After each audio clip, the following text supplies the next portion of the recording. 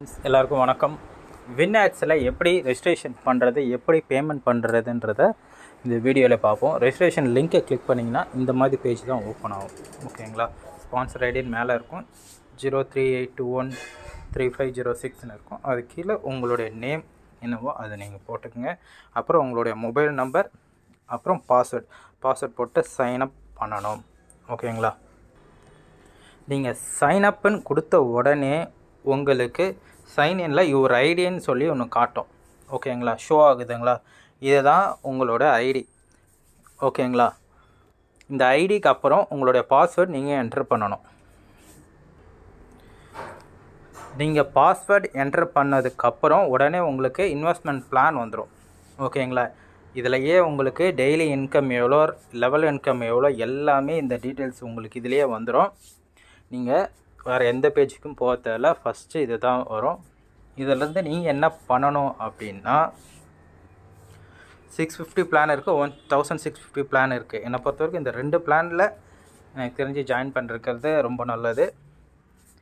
ஓகேங்களா? 650 இல்லைனா 1650 இது ஓகேங்களா? வீக்லி ஒன்ஸ் நம்ம சாட்டர்டே விட்ரா கொடுக்க போகிறோம். 3 டேஸில் நம்ம அக்கௌண்ட்டில் ஆட் ஆகிடும்னு சொல்லியிருக்காங்க.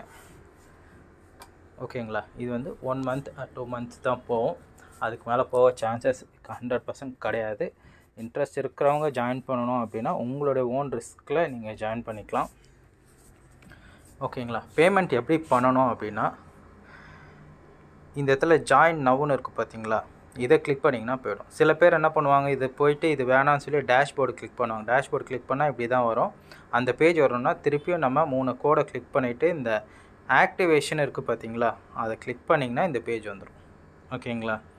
அதுக்கப்புறம் என்ன பண்ணணுன்னா 650 பிளான் இல்லை 1650 பிளான் ஏதாவது நீங்கள் ஜாயின் நவ் ஒன்று கொடுத்தீங்கன்னா இந்த மாதிரி வந்துடும்.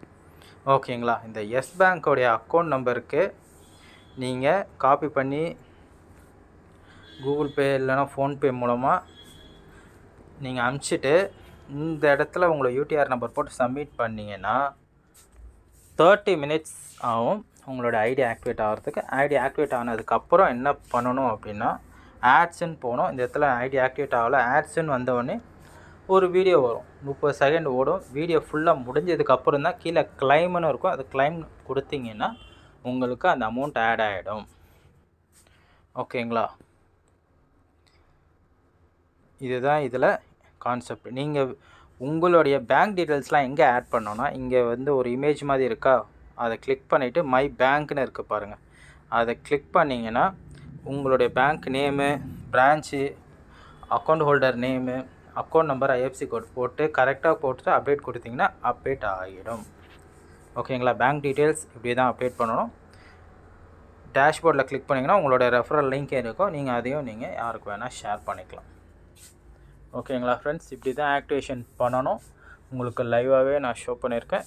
இது மிஸ் பண்ணிடாதீங்க. தேங்க்யூ.